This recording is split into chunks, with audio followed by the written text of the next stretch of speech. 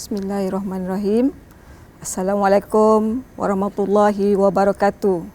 Sebelum saya memulakan ceramah saya pada hari ini, terlebih dahulu saya nak ucapkan tahniah dan selamat datang kepada pelajar baru dan selamat menjalani proses norma baru pada masa inilah.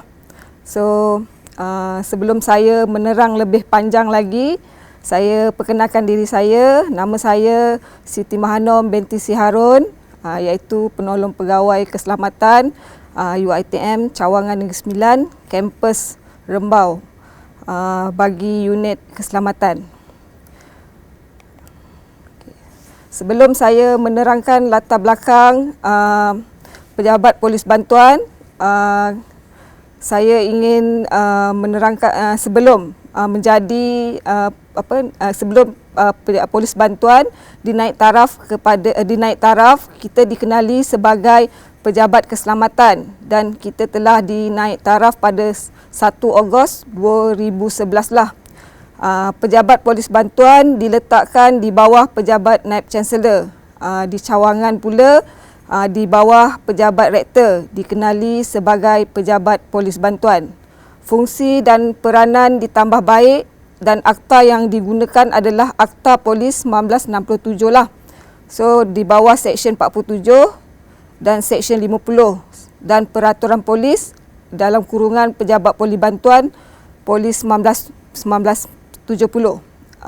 Kita akan berpandukan Undang-Undang Malaysia, iaitu Akta 174 lah, Akta Institusi Pelajaran Tata Tertib dalam kurungan 1976 di bawah Perkeliling Pendaftar.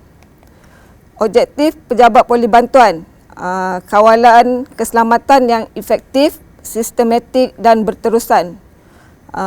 Yang kedua, kita akan memkuat kuasa undang-undang dan peraturan keselamatan serta terhadap warga universiti secara berhemah dan proaktif. Ketiga, objektif pejabat polis bantuan menyediakan urusan perkhidmatan keselamatan secara cekap dan berkesan. Dan yang keempat, matlamat utama menjadikan pejabat polis bantuan sebagai pusat keselamatan yang profesional, integriti dan beraccountability. Kuasa untuk polis bantuan, semua anggota polis bantuan sama ada berpakaian seragam ataupun tidak berpakaian seragam adalah diberi kuasa untuk menahan, menyoal dan menyiasat mana-mana pelajar yang berdaftar dengan UiTM, baik di dalam kampus maupun di luar kampus. Jika ada makluman bahawa seseorang pelajar itu terlibat dalam tata kelakuan yang bertentangan dengan Akta 174 dan Peraturan UiTM. Itu untuk kuasa polis bantuan lah. Dan seterusnya, di Cawangan Negeri Sembilan kita ada 3 kampus lah yang diketuai oleh untuk 3 kampus. Contohnya di kampus Seremban. Di kampus Seremban untuk pejabat polis bantuan diketuai oleh Tuan Muhammad Fakarul Razi bin Mahdi lah. Dia merupakan pegawai keselamatan kanan. Dan manakala di kampus Kuala Pilah diketuai oleh Tuan Suhadi bin Ismail, iaitu pegawai keselamatan, dan di Rembau diketuai oleh saya, iaitu Siti Mahanom binti Si Harun lah, penolong pegawai keselamatan kampus Rembau. So untuk pelajar yang mempunyai masalah ataupun ada untuk pertanyaan berkenaan dengan keselamatan, boleh menghubungi pejabat polis bantuan untuk 3 kampus ni lah, di kampus masing-masing. Contohnya di kampus Seremban, Kuala Pilah dan Rembau. Seterusnya, unit di pejabat polis bantuan kita ada 4 unit lah. Unit operasi, unit pengurusan dan pentadbiran dan unit siasatan serta unit trafik lah. 4 unit ni memainkan peranan masing-masing lah. So nanti bila pelajar dah masuk, so dia akan berurusan lah dengan 4 unit ni. Seterusnya, fungsi untuk polis bantuan, kawalan di pintu masuk dan keluar lah. So pos utama yang akan kita lalui adalah pintu utama lah. So dekat situ kita akan buat sekatan lah. Contohnya kita akan buat kawalan dari segi kenderaan pelajar, pelawat ataupun kontraktor lah yang masuk ataupun berurusan di dalam kampus. Dan yang kedua, kawalan lalu lintas dan tempat letak kereta. So kita selain daripada itu juga, polis bantuan juga akan membuat kawalan lalu lintas dari segi meletakkan parkir ataupun kenderaan di lokasi yang sepatutnya lah. Contohnya pelajar tidak dibenarkan parkir di tempat staf ataupun kawasan larangan lah. So dekat setiap lokasi dah diletak mana lokasi yang sesuai untuk pelajar parking. So kalau pelajar masuk, dia tak boleh terus masuk dekat parking staf lah contohnya, ataupun parking yang tidak sepatutnya. So untuk tanda arah untuk pelajar parking telah diletaklah dekat setiap tempat. Kemudian keselamatan kolej kediaman. Ini contohnya kalau ada apa-apa jadi, contohnya macam kecurian ataupun kita ada terima aduan daripada pelajar untuk berkenaan dengan aduan di kolej, kita akan pergilah ke lokasi. Dan siasatan, contohnya kita ada terima apa-apa makluman ataupun aduan dari pelajar, kita akan sebelum membuat tindakan, kita akan buat siasatan dululah dekat setiap aduan yang kita terima. Mengawal ketenteraman awam, kawalan penyalahgunaan dadah. So bila pelajar ni kalau dah masuk, kita tak boleh sewenang-wenangnya lah buat melanggar arahan. Contohnya penyalahgunaan dadah ni, kita bukannya terlibat dekat dalam kampus, kita juga akan sama-sama bekerjasama dengan polis ataupun IPD luar jika ada berlaku ataupun aduan berkenaan dengan penyalahan gunaan dadah ini. Mengawasi aktiviti pelajar. So apa-apa aktiviti pelajar yang dia anjurkan mestilah melalui pejabat pemakluman kepada pejabat polis bantuan lah, bagi kita nak pantau aktiviti pelajar ni sama ada salah ataupun bertentangan lah. So kalau kita boleh buat pemantauan dari masa ke semasa sepanjang aktiviti pelajar ini dijalankan. Seterusnya perkhidmatan sokongan. Contohnya kita juga akan boleh menyediakan papan tanda arah lah, contoh pelajar ke ataupun warga kampus yang dah buat aktiviti dan memerlukan tanda arah setiap lokasi yang kita nak tuju tu, dia boleh berhubung di pejabat polis bantuan jugalah. Penyampaian maklumat kecemasan kepada pelajar. Contohnya kalau ada kita terima makluman dari IPD ke ataupun daripada agensi luar lah, contohnya berkenaan dengan maklumat yang keadaan semasa, kita akan salurkan juga kepada pelajar lah. Tugas-tugas kerajaan apabila pengurusan mengadakan majlis-majlis rasmi. Ni contohnya kita akan ada escort, lepas tu penyediaan papan tanda, penyediaan parkir. Ini sebahagian daripada tugas-tugas polis bantuan jugalah. Seterusnya, khidmat mengiring tetamu VIP bagi majlis rasmi lah.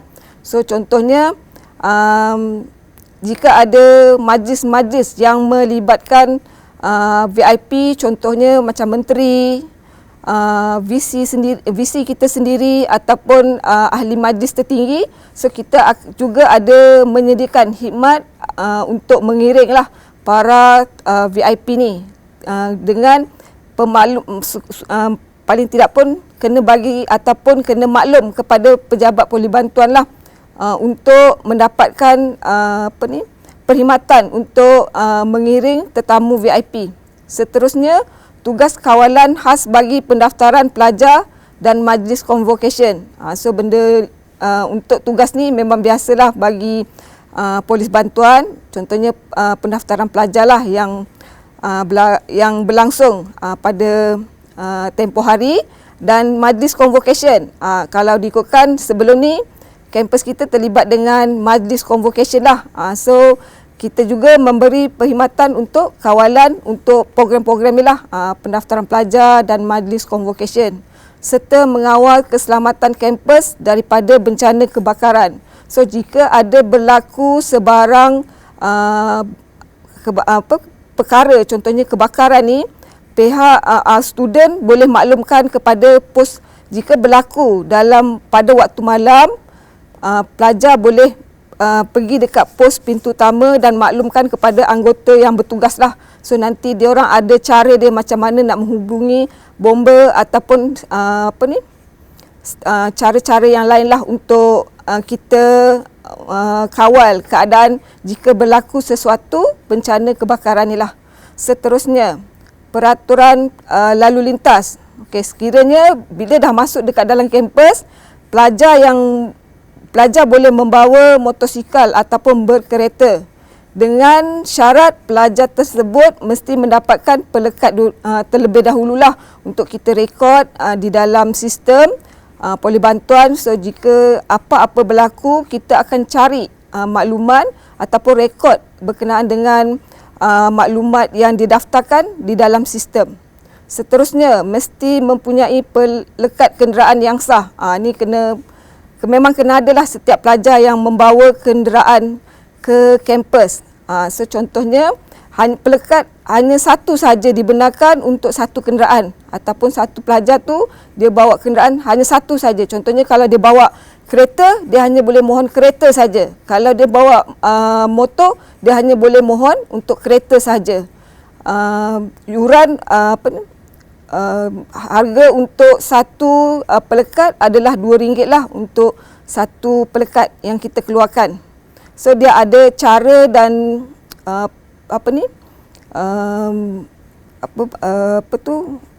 ada cara untuk kita isi ataupun kita mohon dalam student portal untuk mendapatkan pelekat ni.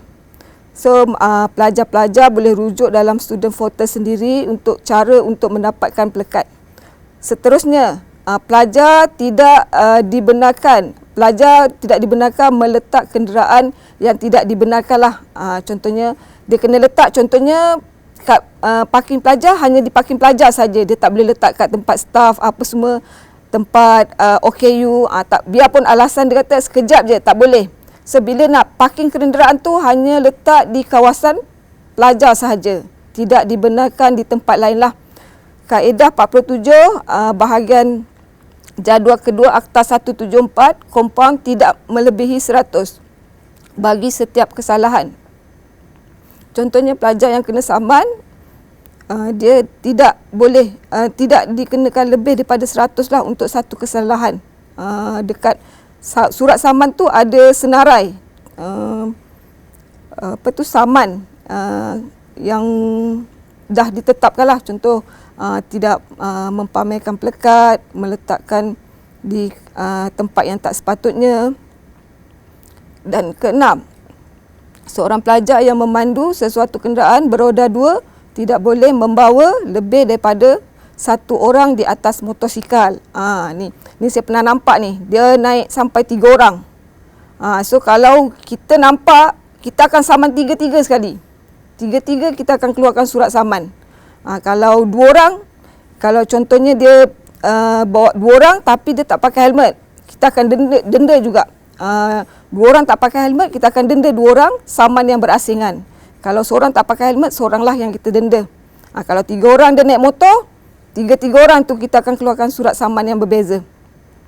So setiap orang ada rekod dia. Contohnya kalau 3 orang tu, 3 rekod lah untuk pelajar yang berlainan yang naik satu motosikal tu. Seterusnya, seseorang pelajar hendaklah mematuhi semua arahan lalu lintas dan semua papan tanda lalu lintas. Kalau dalam kampus dia kata 30 tu, bawa lah 30. Jangan lebih daripada 30. So kalau kena tahan tu, kena terimalah. Ataupun kena bila kita tegur tu, polis bantuan tegur tu, terima.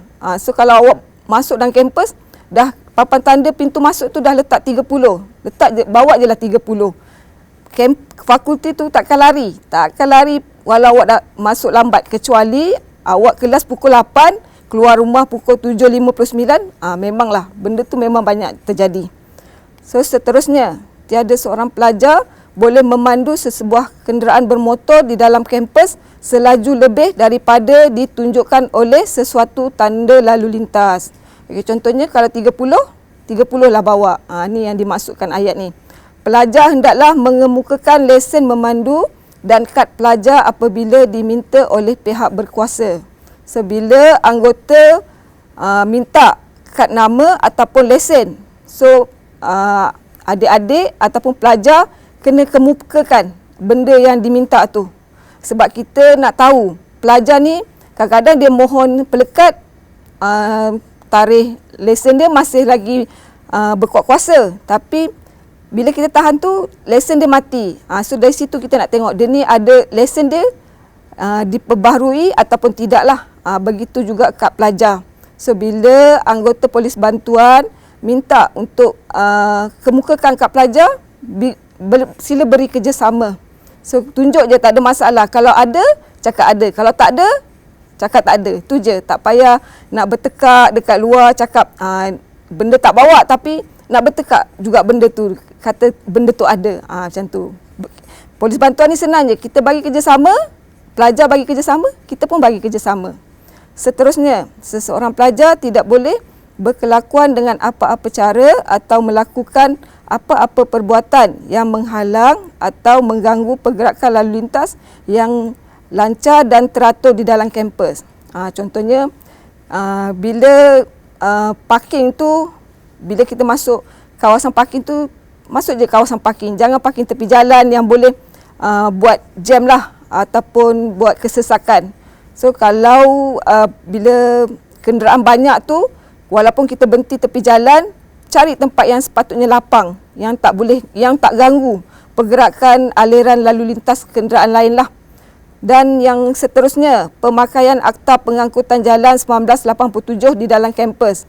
So kadang-kadang orang tanya, okey, apa akta yang kita guna untuk pelajar bila berada dekat dalam kampus? Ni akta yang polis bantuan guna dan memang termaktub adalah Akta Pengangkutan Jalan 1987 lah di dalam kampus. Itu yang kita guna.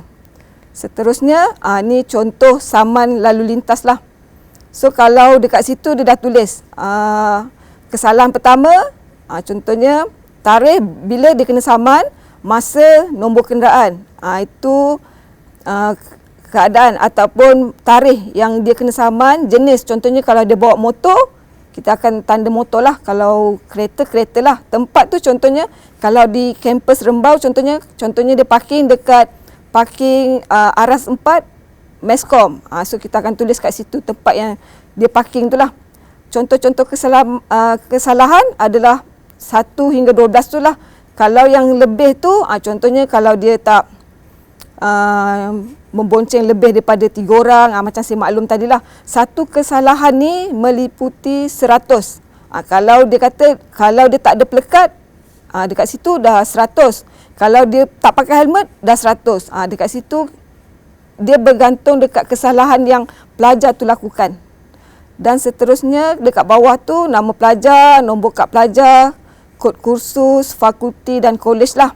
So sebelum kita bagi saman tu, kita suruh pelajar tu baca akuan yang dekat bawah tu lah. Dengan ini anda telah melakukan kesalahan seperti di atas. So kita akan suruh dia baca, lepas tu kita akan suruh dia sign. Kecuali kalau saman kena klaim ataupun kenderaan dia kena kunci. Contohnya kita buat operasi tak ada pelekat. Contohnya dia kereta tu dah tentu tak ada owner. Jadi kita akan keluarkan saman dan kita akan klaim kereta tayar pelajar berkenaan. So nanti bila dia balik kuliah, dia tengok dekat kereta dia ada kereta dia kena kunci, dia akan bawa surat saman tu datang ke pejabat kita untuk buat pembayaran lah. Contohnya kat sini kita pembayaran dekat bendahari. Dia kena bayar dulu dekat bendahari dan baru pihak ataupun anggota polis bantuan akan buka balik klaim kenderaan tersebut. Tu kalau kenderaan yang dikunci. Okey, dekat situ. So kalau macam kenderaan yang pelajar yang bawa motosikal yang tak pakai helmet tu, memang kita nampak. Kita nampak dia buat kesalahan dan kita suruh dia ni lah. Kita akan saman dia dekat masa tu dan suruh dia baca benda tu. Ayat yang bawah tu lah. So ni ada jenis-jenis kesalahan yang yang dipamerkan dekat dalam surat saman kita. So dekat sini ada 3 lapisan.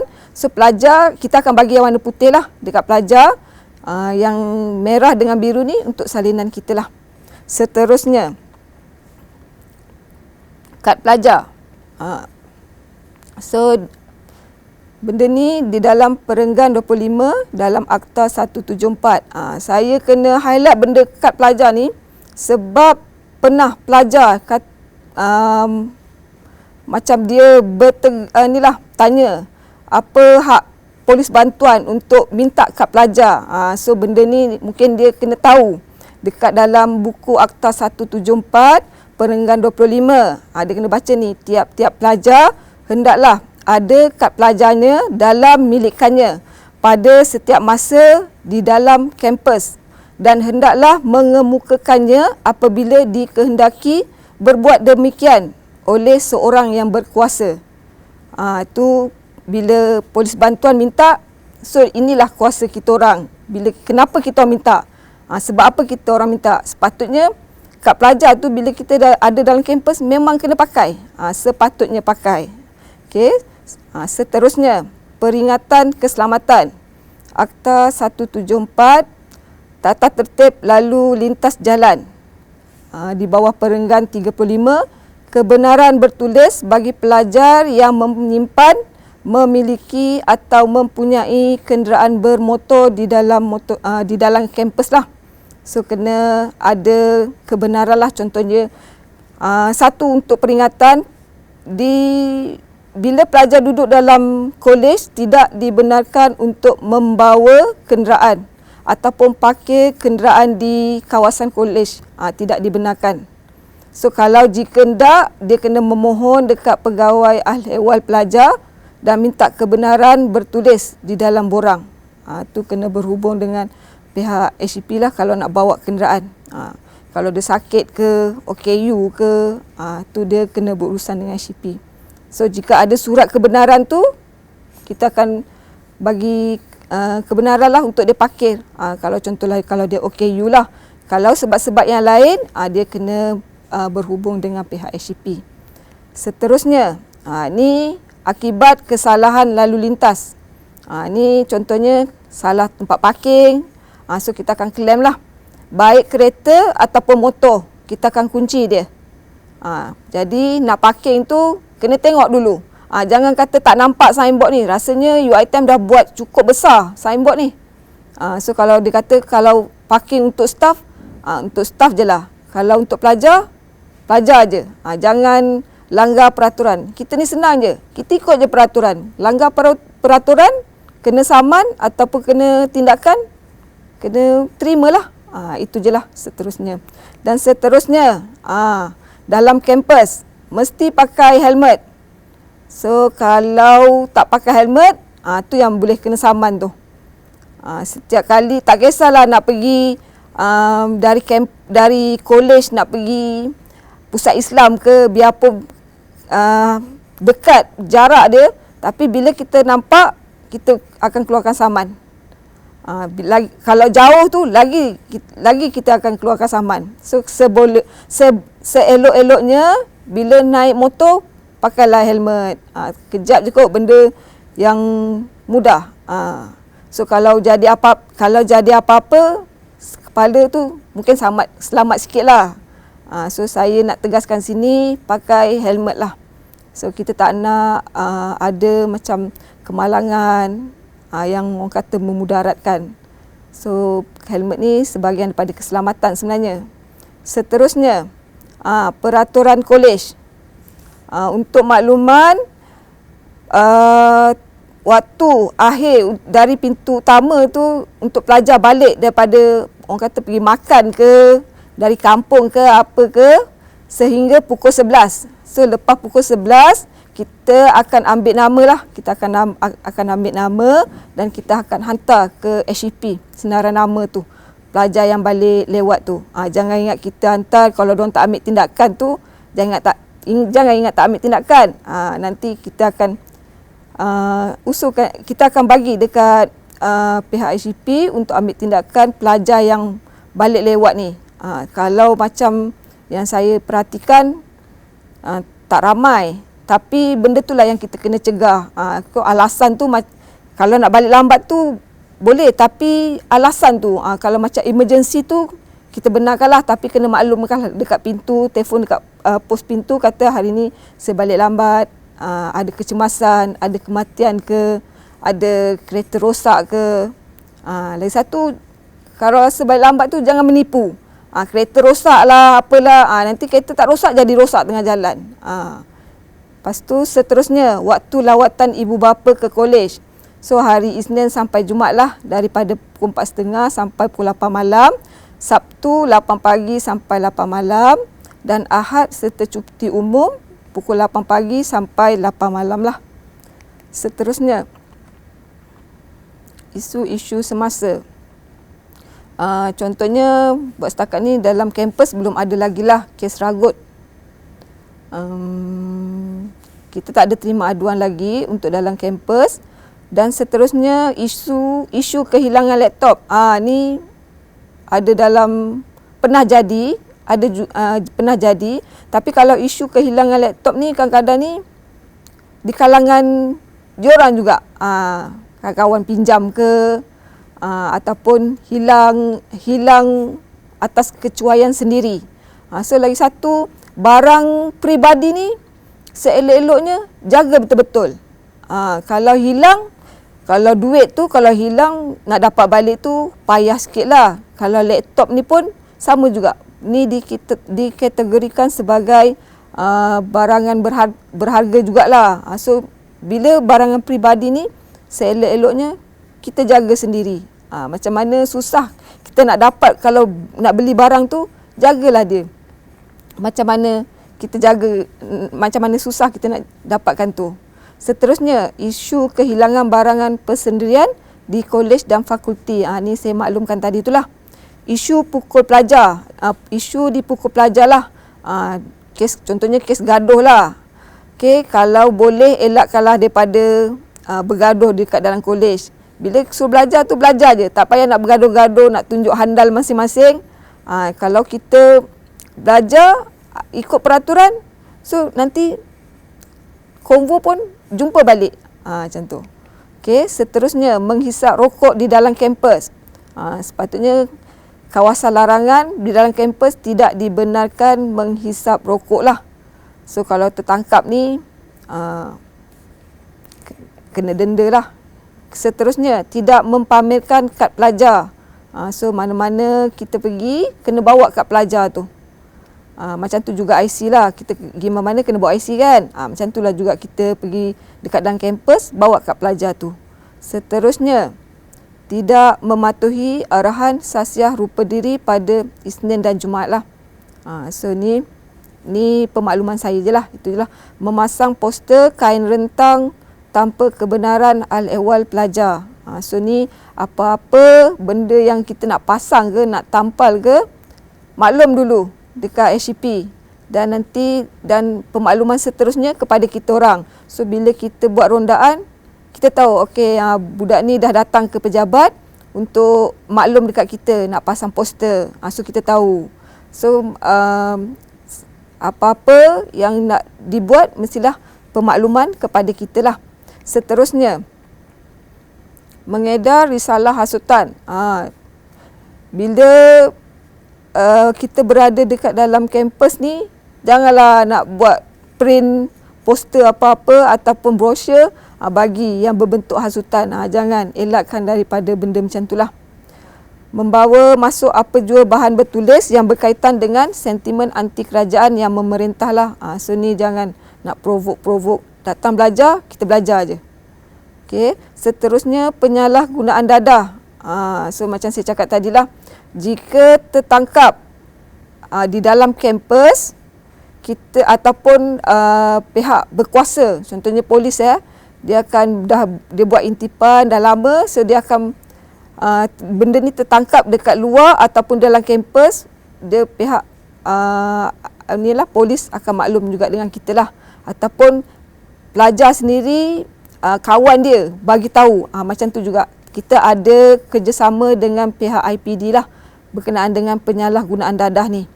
Seterusnya balik ke kolej selepas waktu yang dibenarkan, iaitu jam 11 malam lah. Waktu last untuk berada di dalam kena berada dekat dalam kampus adalah pukul 11 malam. Jangan, tak boleh lebih. 11 1 minit pun tak boleh. Kalau kat Rembau saya tak bagi. Memang pukul 11 mesti kena dah masuk. Yang lebih daripada pukul 11 tu ambil nama dia orang. So kita akan hantar dekat HCP lah untuk ambil tindakan. So kalau rasa nak balik lewat, nak balik pukul 1, pukul 12, duduk kat luar.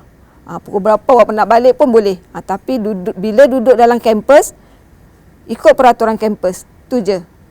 Seterusnya, aspek keselamatan yang perlu dititik berat. Okay, contohnya, pemilikan kenderaan persendirian.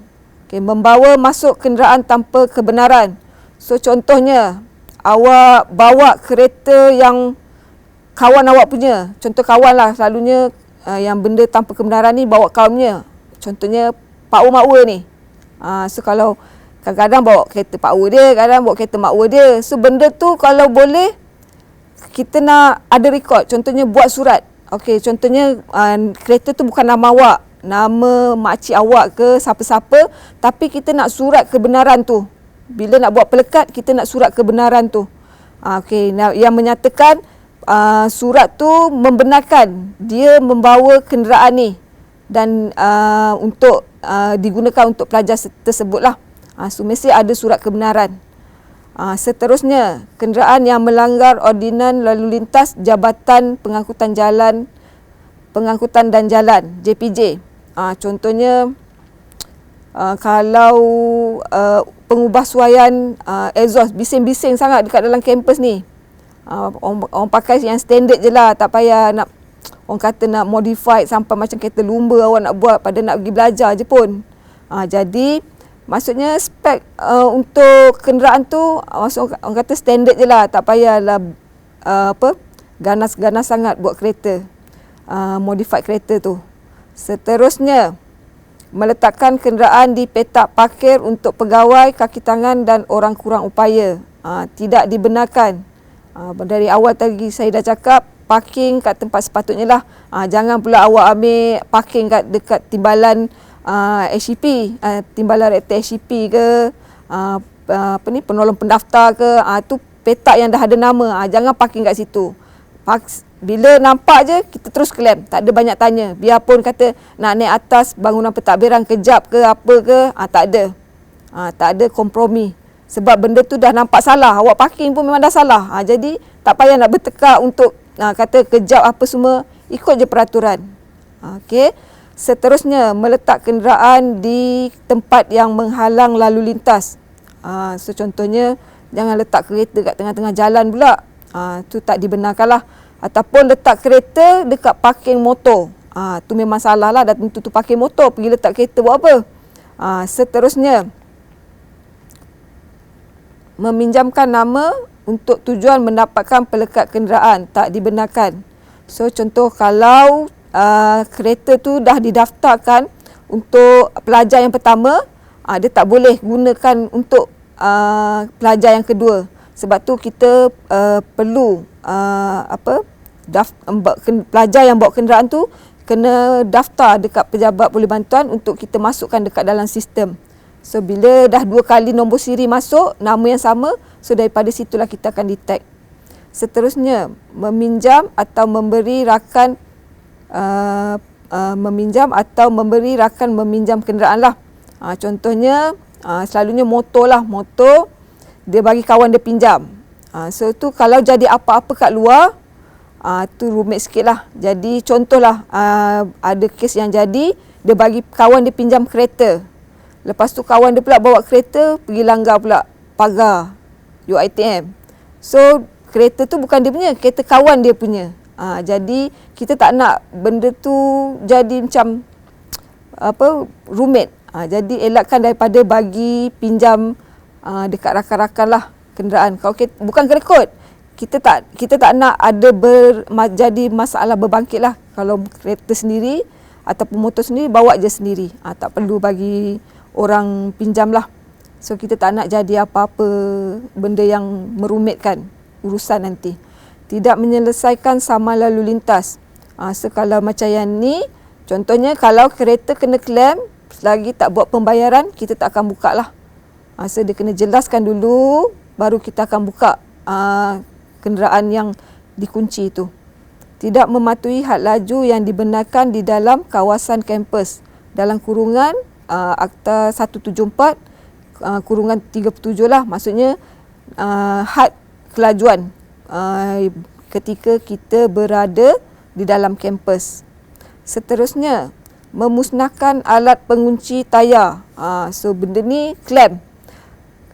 Buat setakat ni untuk pengunci tayar PB belum ada lagi yang rosak, tapi jika berlaku ataupun dia cuba untuk merosakkan pengunci tayar, kita cuba buat.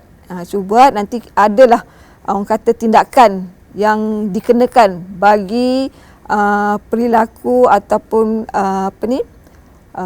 pelajar yang cuba merosakkan alat pengunci tayar ni. So kalau kereta kena klaim tu, tak payah nak sepak klaim tu. Pergi je pejabat, bagi tahu, tanya kenapa, apa kesalahan, ataupun tengok dekat saman tu apa kesalahan, settle cara baik. Jangan nak pergi sepak-sepak alat pengunci tayar tu. Harga untuk satu pengunci tayar tu pun dah mahal. Kalau awak kena kompar, awak buat rosak, lagi kena mahal. Jadi bila kereta kena klaim tu, pergi je pejabat, tanya sebab apa. Jika ada penyelesaian, kena bayar je. Tak perlu nak sepak-sepak klaim yang kereta yang kita dah kunci tu. Seterusnya, melibatkan diri dalam lumba haram. Ni. So elakkanlah, orang kata jangan menceburkan diri dalam lumba haram ni. Kalau nak berlumba sangat, masuk yang halal punya. Pergi kat Lita. Tak payah nak lumba-lumba haram. So bila jadi kes kat luar, susah. Nanti kita punya family ataupun ibu bapa ingat kita datang belajar. Tengok-tengok kita dekat tempat belajar, masuk lumba haram. Tak mahu macam tu. So jaga keselamatan tu lah. Jangan libatkan diri dalam benda-benda orang kata yang boleh menyalah undang-undang.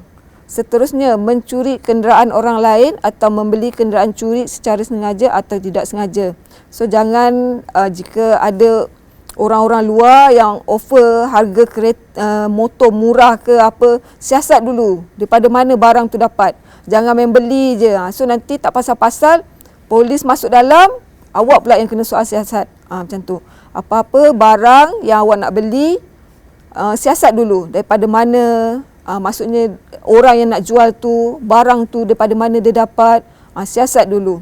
Seterusnya, tidak melengkapkan kenderaan persendirian dengan ciri-ciri keselamatan tambahan. So ni kalau macam nak buat, maksudnya dah, kereta tu dah, orang kata dah ada standard, nak masuk pula yang lain, nak masuk ciri-ciri lain untuk tambahan keselamatan, tu tak dibenarkan lah. Lepas tu, cuai dengan keselamatan kenderaan sendiri. Contohnya, meninggal kenderaan di dalam keadaan enjin masih hidup. So, kalau boleh, elakkan benda ni berlaku. So, sekarang ni kita dah macam-macam dengar kan.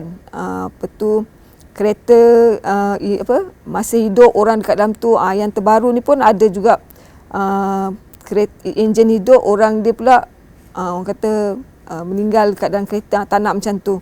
So, bila kita matikan enjin, bila kita nak berhenti ataupun berurusan dekat mana-mana, matikan enjin tu, parking kat tempat biasa, terus kat urusan. Jangan nak naik kejap, lepas tu tinggalkan kereta dekat situ. Tak mustahil kereta tu boleh jalan sendiri nanti.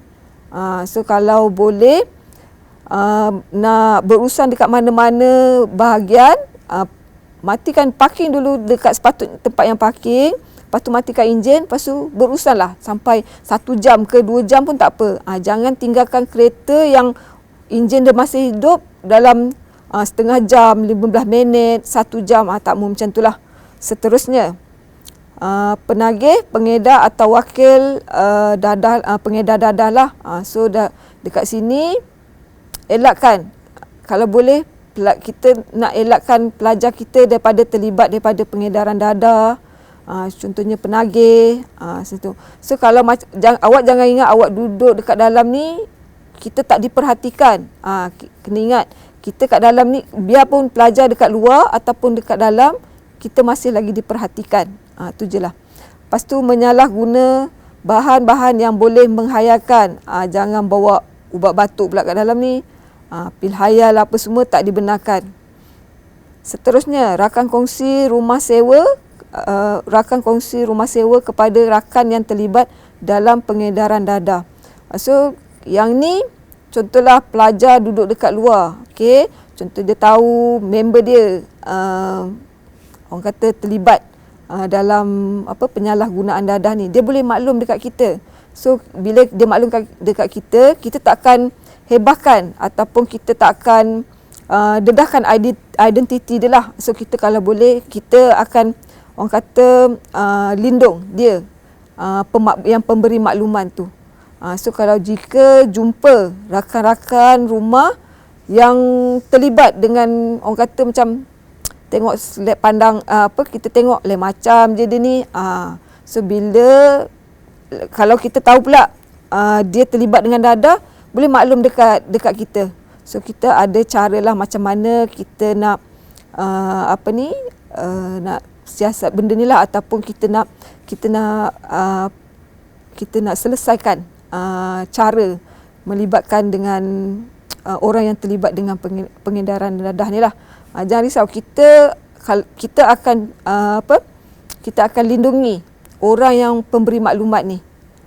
Okey, seterusnya mencuri harta peribadi pelajar ataupun orang lain.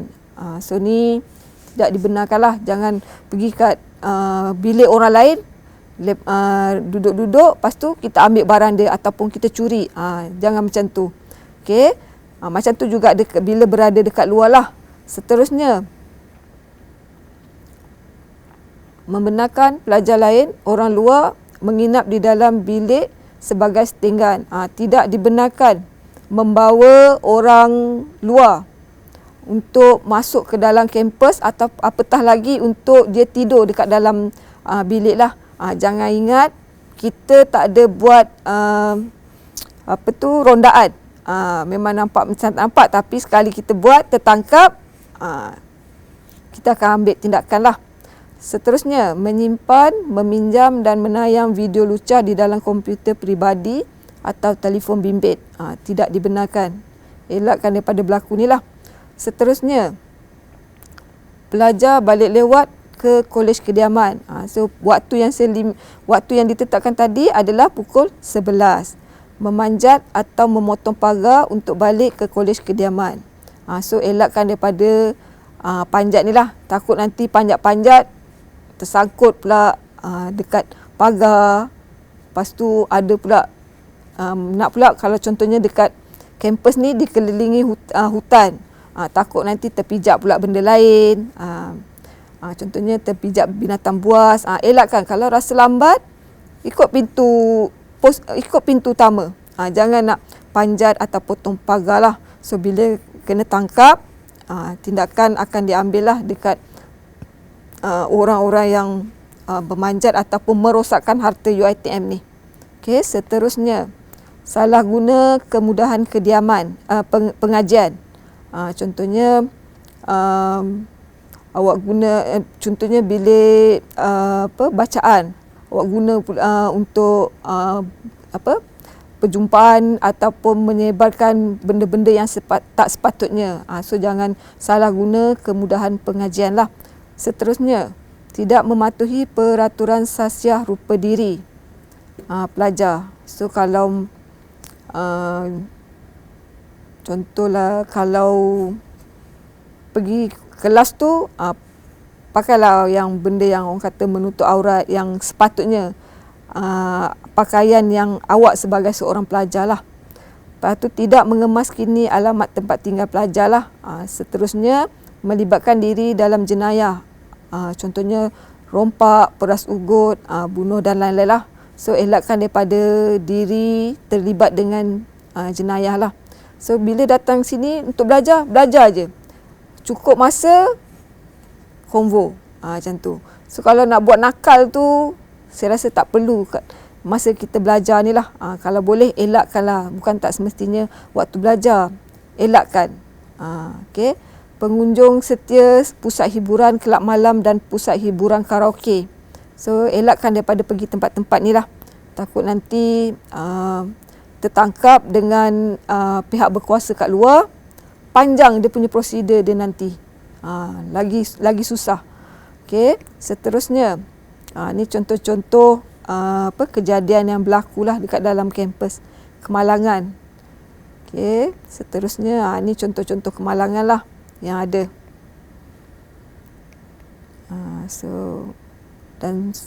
Dan seterusnya ini adalah talian untuk yang pelajar hubungi mengikut kampus lah. Contohnya di Kuala Pilah, so kita ada 2 kat pejabat dan pos pintu utama. So apa-apa berlaku dekat kampus, benda yang tempat yang beroperasi 24 jam adalah pos pintu utama. Macam tu jugalah kalau awak ada hal dekat kolej, awak nak turun ke bawah, awak pergi je kat pos pintu utama. Dekat situ ada 24 jam operasi ataupun 24 jam oranglah yang anggota yang bertugas. Tak pernah pos dekat pintu utama tu kosong lah. So apa-apa boleh telefon waktu pejabat dekat di Kuala Pilah, Seremban dan Rembau lah, itu waktu pejabat lah. Kalau 24 jam di pos pintu utama, dekat situ memang 24 jam. So apa-apa permasalahan kita nak call, boleh telefon dekat pos utama. Dan yang terakhir daripada saya sebelum saya mengakhiri taklimat saya, pesanan saya kepada pelajar yang baru masuk, selamat menjalani orang kata kehidupan sebagai seorang pelajar. Okey, bila kita berada di dalam kampus, ikut je peraturan. Jangan langgar peraturan. Saya rasa tak susah, orang kata tak jadi masalah jika awak ikut peraturan. Apa yang pihak keselamatan kata tak boleh, tak perlu buat, jangan buat. So kita ikut je. Kalau dia kata bawa motor ataupun kereta 30 had laju, ikut je 30. Tak payah nak lebih, nak laju. Sebab bila jadi apa-apa dekat dalam kampus, contohnya awak langgar orang, benda tu prosedur kita nak untuk selesaikan masalah tu jadi panjang. So jadi ikut je arahan, ikut je tanda arah yang kita dah tetapkan, ikut je apa orang kata undang-undang ataupun syarat yang dah ditetapkan. Sebelum saya mengakhiri taklimat saya, tahniah saya ucapkan sekali lagi kepada pelajar yang terpilih masuk ke dalam UiTM dan selamat menjadi pelajar, dan semoga dapat jumpa lagi masa convocation nanti. Sekian daripada saya. Terima kasih.